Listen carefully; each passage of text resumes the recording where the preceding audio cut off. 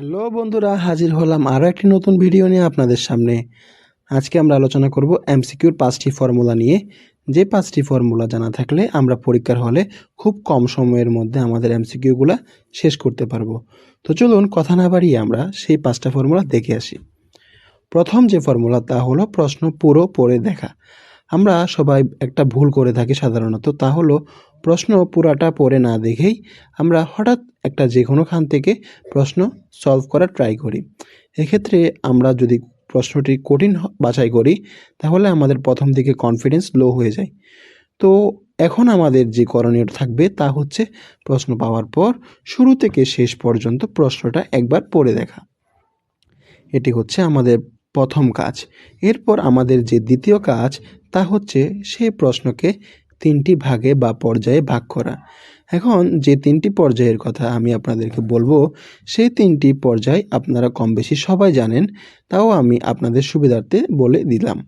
প্রথম যে ভাগ তা হলো সহজ প্রশ্নগুলোকে আমরা ভাগ করে ফেলবো।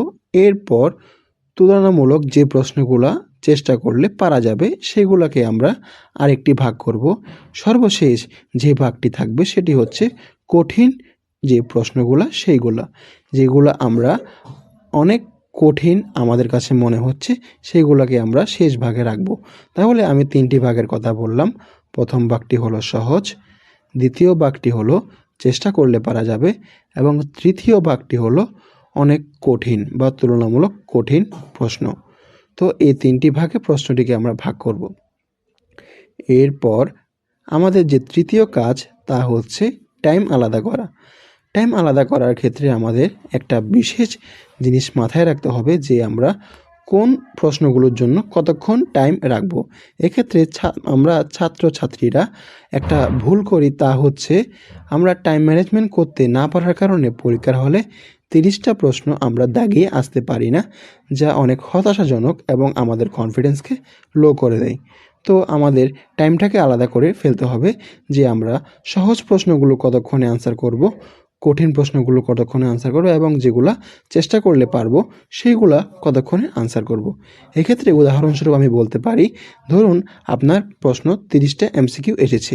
এখানে প্রথম 15টি প্রশ্ন তুলনামূলক অনেক সহজ, আপনি সেগুলা পারবেন। এরপরের 10টা এমসিকিউ চেষ্টা করলে পারা যাবে এবং শেষের 5টা এমসিকিউ আপনার কাছে অনেক কঠিন মনে হচ্ছে। তো এক্ষেত্রে আপনি যেই 15টা এমসিকিউ তুলনামূলক অনেক সহজ মনে হচ্ছে সেগুলোকে আপনি প্রথম 10 মিনিটে করলেন। এরপরে গিয়ে যেই 10টা এমসিকিউ আপনি চেষ্টা করলে পারবেন সেগুলোকে আপনি 10 মিনিটে করলেন।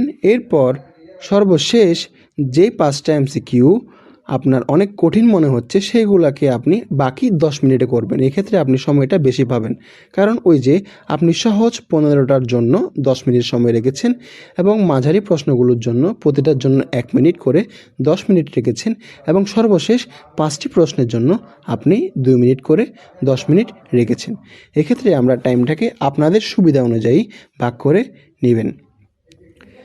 তারপর আমাদের যে চতুর্থ ফর্মুলা তা হলো যেগুলো আমরা জানি সেইগুলো আমরা প্রথমে লিখব। তো এই কথা আমি প্রথমেই বলেছি যে প্রশ্ন তুলনামূলক সহজ এবং মাঝারি সহজ যেগুলো চেষ্টা করলে পারা যায় এবং কঠিন, এই 3টি মিক্স করে আসে। তো যেগুলা সহজ সেগুলাকে আমরা সবসময় আগে করার চেষ্টা করব। অনেক সময় হয় কি আমরা কঠিনগুলোকে আগে করি, আমাদের মনে একটা চিন্তা ঘুরপাক খায় যে কঠিনগুলো হয়তো আগে করলে আমরা শেষে গিয়ে সহজগুলো খুব তাড়াতাড়ি করে ফেলতে পারবো। এটি একটি ভুল ধারণা। আমাদের উচিত যেগুলো আমরা পারবো, যেগুলো আমাদের কাছে সহজ মনে হচ্ছে সেই নাম্বারগুলো আমরা একদম ফিক্স করে রাখা, যাতে এতে কোনো ভুল না হয়। তাই আমরা চেষ্টা করব যেগুলো আমাদের জানা আছে সেগুলো আমরা সবার আগে করার। এক্ষেত্রে আমাদের প্রথম থেকে কনফিডেন্সটা অনেক বেশি থাকবে। এবং সর্বশেষ যেই রুলসটার কথা বলবো তা হচ্ছে সবগুলো দাগে আসা। এক্ষেত্রে একটা জিনিস খেয়াল রাখতে হবে, যদি প্রশ্নের ঋণাত্মক মান না থাকে, ঋণাত্মক নম্বর না থাকে, অর্থাৎ আমাদের যদি কোনো মাইনাস ফিগার না থাকে যে আমরা যদি প্রশ্ন ভুল করি আমাদের নাম্বার কাটা যাবে, সেক্ষেত্রে আমরা সবগুলো দাগানোর ক্ষেত্রে অনেক বিবেচনা করব।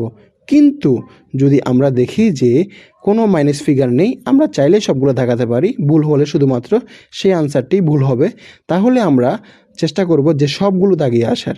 এক্ষেত্রে আমরা যদি সবগুলো দাগিয়ে আসি তাহলে আমাদের সুবিধা হবে। যদি আমরা লাস্টে গিয়ে কিছু প্রশ্ন না পেরে যদি ন্যূনতম ধারণা নিয়ে আন্দাজের ভিত্তিতে দাগাই, ভাগ্য ভালো থাকলে সেই প্রশ্নগুলো আমাদের হতে পারে। অনেক শিক্ষার্থী বা ছাত্রছাত্রী আমরা যা করি তা হচ্ছে আমরা যেগুলো পারি না সেগুলো একদম দাগাই আসি না। এটা একটা ভুল কনসেপ্ট, এক্ষেত্রে দাগিয়ে আসা উচিত। তাহলে আমরা এখন ধারাবাহিকভাবে 5টি জেনে নিলাম।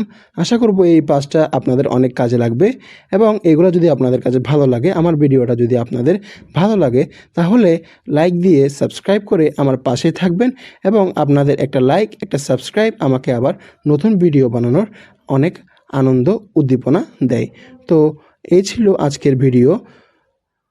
ধন্যবাদ সবাইকে। আসসালামু আলাইকুম রহমতুল্লাহি ওয়া বারাকাতুহু। হ্যালো বন্ধুরা, হাজির হলাম।